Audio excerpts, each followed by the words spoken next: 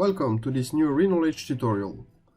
Today's tutorial will be longer than usual as we walk you step by step through the whole process of setting up your information requirement, gather information, analyze and visualize your insight.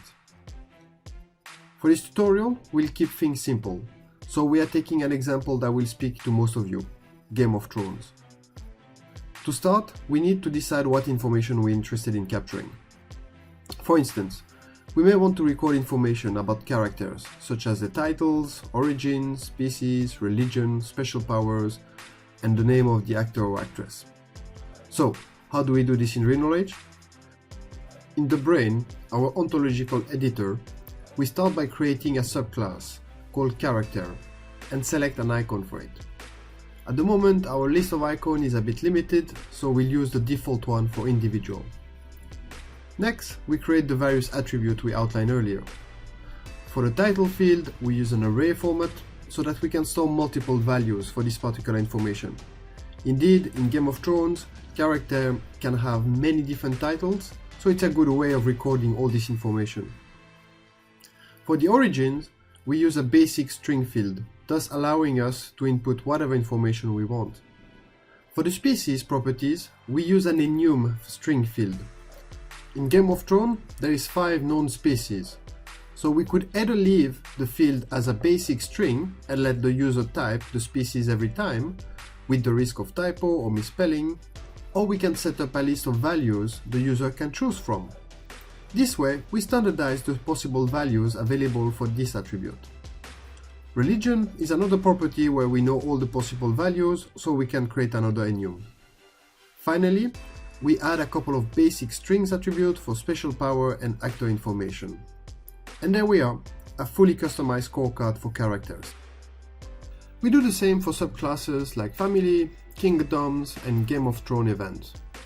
For the events, because Game of Thrones doesn't use a Gregorian calendar, we can't use the date field. Instead, we use numerical values to identify the year of the event. Having set up the scorecard for our bespoke classes, we can now turn our attention to creating the connection that we are interested in. Because I use my environment for multiple research projects, I have already a catalog of connections. But there are still a few connections specific to Game of Thrones we may want to add, such as betrayal. We'll add betrayal to the action category of connection. First, we define the connection name or title. Betrayal is a directed connection, meaning one node betrays while the other is being betrayed. Next, we need to define the node classes to which this connection will apply. We could limit this connection to only the subclasses we created for this project, like so. But since betrayal is a universal activity, we could just set up the relevant parent classes so that the connection is available between any class of individual or entities. Finally, we define the properties information we want to collect around betrayal, such as the date or the reason for it. And now we are all set to gather information. We start our data gathering on Wikipedia. Notice, on this page, nothing is being reKnowledged when we activate the add-on. This is because the system assessed the page to be too large and would take too long for natural language processing. And since we haven't yet captured any information about Game of Thrones, the system doesn't recognize the various entities and characters from the show. So we start by gathering the name of the main kingdoms. You notice that as long as I use the save button, the page doesn't reload and the new entities we've added don't appear on the page. This is a good trick to speed up data gathering when you're working on very large pages like this one. Once you click Save and Reload, all the nodes you have gathered thus far will appear on the page. Next, we move on to the character starting with Ned Stark. Here, the page is smaller, so the system both overlay known entities, in our case the kingdoms we've just added, and entities, location and individual discovered using natural language processing. Natural language processing discovered entity appear with dotted line around them, while known knowledge appear in tick boxes. To add a new character, click on the selected text of the node and select the relevant node subclass. Then, fill up the relevant properties as you found them. You may not find all the information we need on one page, and that's fine. As we explore new sources of information, we can always update the scorecard then. In addition to capturing node, we can also create connection directly from the web page. To create a connection, click on the first node and select Create Connection in the tool wheel. Then select the second node. Next, you can select the category of connection and the relevant connection details. You can also add any further information you may want to capture.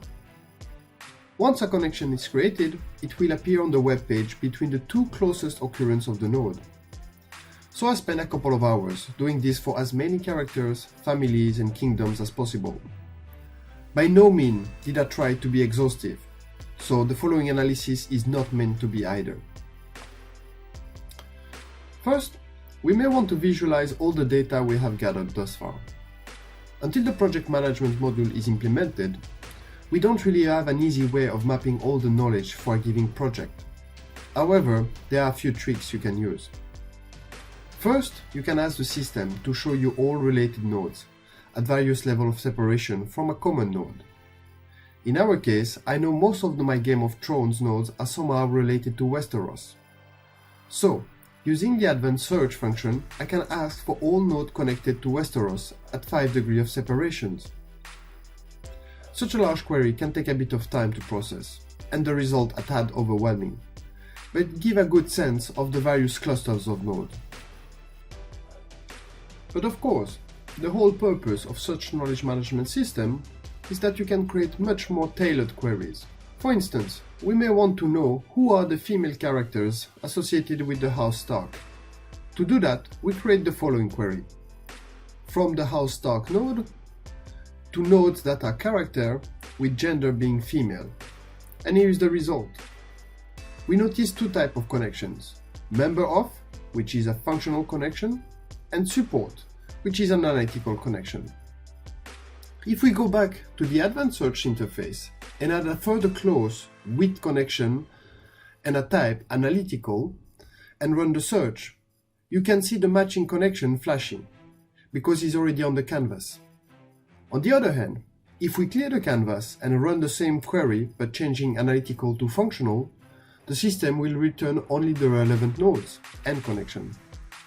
We can also run more complex queries, such as showing all the connection between two nodes at different degrees of separation. For instance, if we're interested in all the connection between the House Stark and House Lannister, we can ask the system to show all such connections with 3 degrees of separation, highlighting the closest connection between the two houses. But if we increase the degree of separation to 4, we can find more information about the interaction between the two families.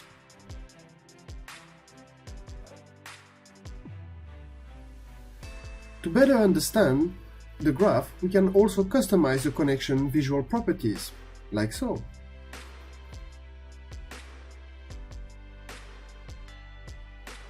Finally, we can also layer queries, one on top of the other. For instance, if we start by asking to show all the mechanical and functional connection between families and characters, we will get the various family cluster.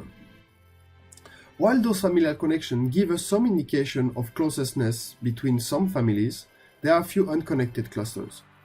So we add a further query to find any analytical connection between the houses. And now we have a better idea of the alliance and political support between those various families.